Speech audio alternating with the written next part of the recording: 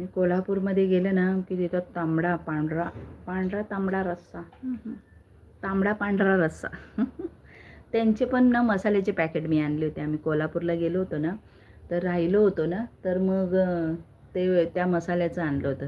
तर पांढरा रस्सा आणि तांबडा रस्सा घरात पण बनवलेला एकदा मी, आणि तो मसाला पण मी आवडीने आणला होता.